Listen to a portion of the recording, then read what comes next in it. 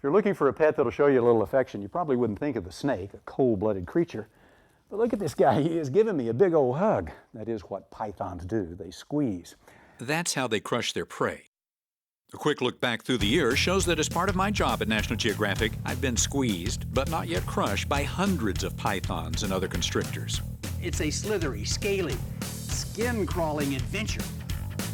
I've also had to hold a few venomous snakes as well. Whether deadly or harmless, repulsive or irresistible, from the time of Adam and Eve, serpents have cast a spell on humans. Occasionally, they cause both fascination and fear in the same family. They are amazing animals. It's just, I'm a little scared of them. Tim Nance's passion for snakes is clearly not shared by his wife, Miranda. You know, he had them before we... Don't squeezing. He had a couple, but that one wants to bite me. Tim keeps his snakes in file drawers in his home office. This is a lesser platinum. Perhaps the appropriate place for a hobby he sees as a business. He plans to breed more and sell them. Which bred to another lesser platinum will create a white snake with blue eyes. So, even though I don't like them, I guess they'll be around for a while. Any snake might qualify as an exotic pet to the reptile phobic, but collectors are often more discriminating. They prefer ones with rare color and pattern variations, not usually found in nature, like this ball python with large blocks of white scales, or this new on the market all-white model. The most common mutations are probably the yellow or albino Burmese and reticulated pythons, snakes first introduced to the market by breeder Bob Clark. I remember clearly one day thinking, you know, if I could breed these, I could have more. And then at some point after that, if I could sell them, I could make some money too. And snakes and money together, that's good for me. I would say I've got the tail end of the snake, but actually the tail end has me. He is wrapped tight around my leg and my hand.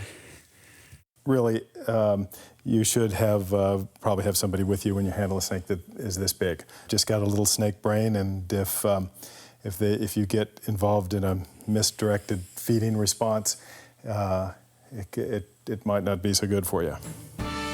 Some advice for the novice python collector. If you feed them, they will grow and grow and grow. This is me a few years ago with one of Bob's giants. At 300+ pounds, it's one of the largest captive snakes in the world. However, it's not size, but colors. Strange colors that keep Bob's business booming. In the wild, most pythons with these bright markings wouldn't survive. It's a little bit... He's coming out. Yeah, in fact, I bet we could kind of encourage that a little bit if we...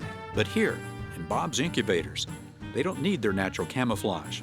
So he hatches thousands of snakes a year and ships them all over the world. Here's a snake that lays 53 eggs every year, and it may do that for 20 years. 2 of them have to survive. So, you know, there's a lot of mortality. In the wild. In the wild. In the wild, most of those here they die. all survive. Bob's best-selling snakes are genetic oddities, which has an understandable appeal to the collector of rare things. But how do you explain the obsession of Leo Alcantar Lopez, other than the danger factor? When you own venomous snakes, it's not if you get bitten, but when you're gonna get bitten. I've been bitten by one of these, and it is very painful. And it bit me right in the middle of the, between the 2 bones on the finger. So it stays like that. It's like a souvenir. It's like a little claw. Well, when I met him, he had one, and I thought it was very weird. You know, because most of the people had a pet like a cat or a dog, not a snake. An important point, Leo's family only handles the non-venomous snakes in his collection. They're revered and they're reviled. They are symbols for evil and power. They are the subject of legend, and they are family pets. Almost no one encounters a snake and walks away unaffected.